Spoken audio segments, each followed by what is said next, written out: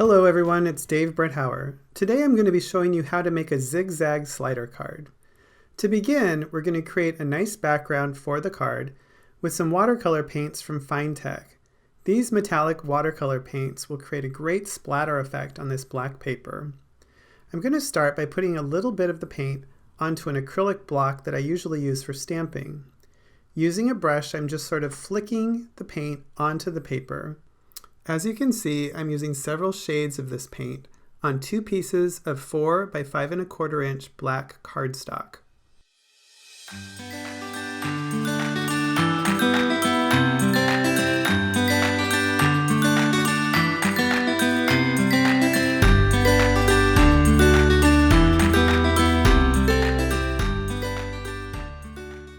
Once your background paper has dried, we can move on to some die cutting.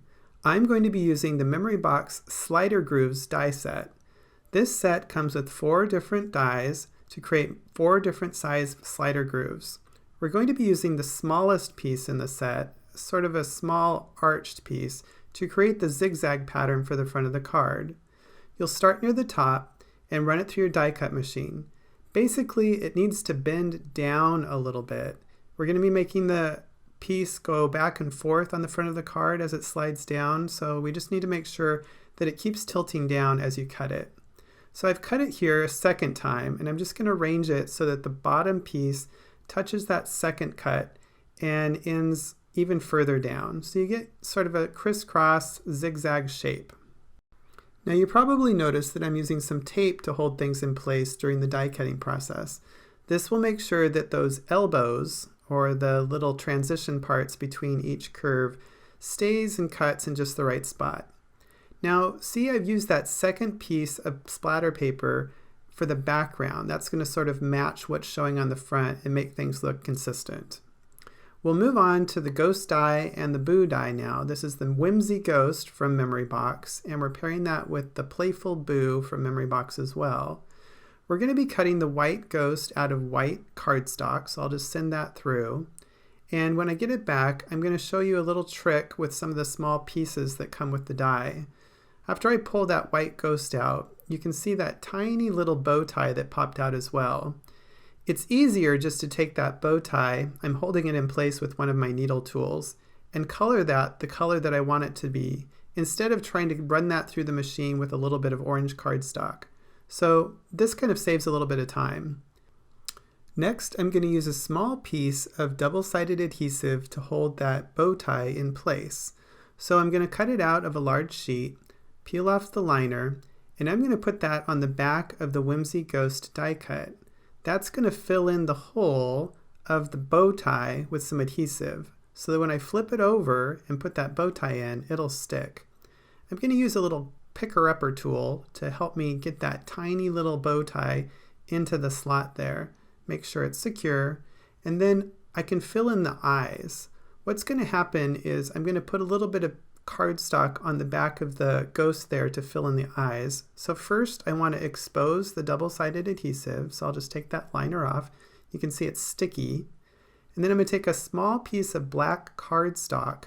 I'm going to fill that in to the eye area. So when I flip that over, that double-sided adhesive is going to help me glue that black cardstock in place, and then I'll have black eyes for the ghost.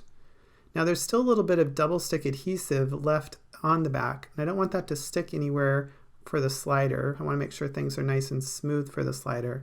So I'm going to cut a small piece of cardstock just to cover over that exposed sticky area, so I won't have any trouble later on with the piece. Now to finish off his face, I want to add a cute detail to his eyes.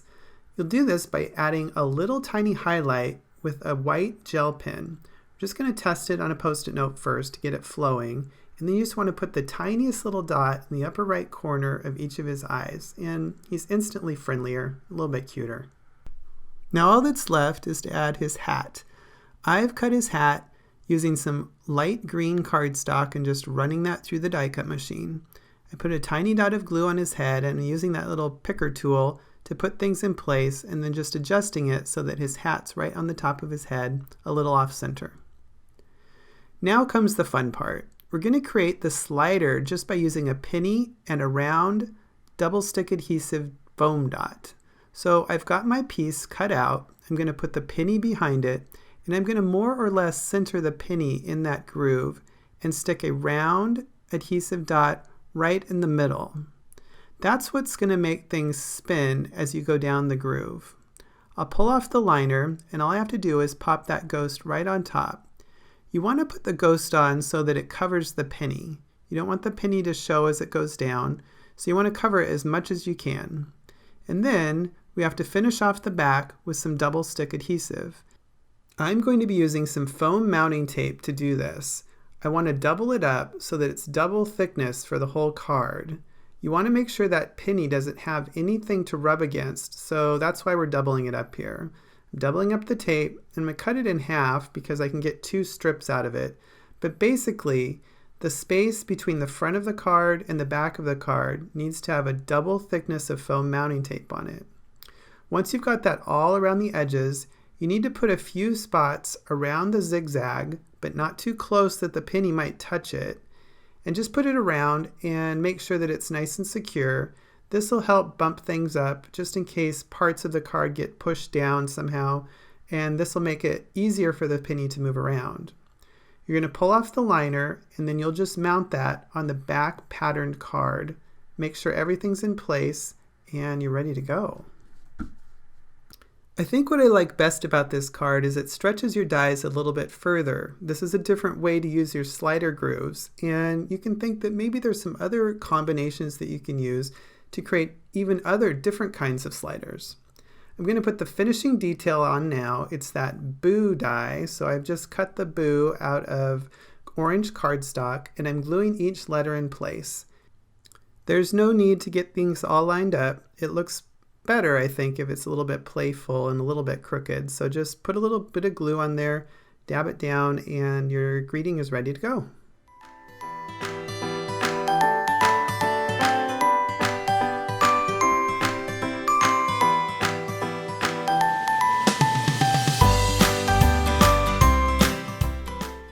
I had so much fun making the Halloween card that I thought I'd try a holiday card as well. It's a basic pattern. It's a basic idea that you can use a bunch of different ways, and I thought it lent itself well to a snowflake falling down in the sky.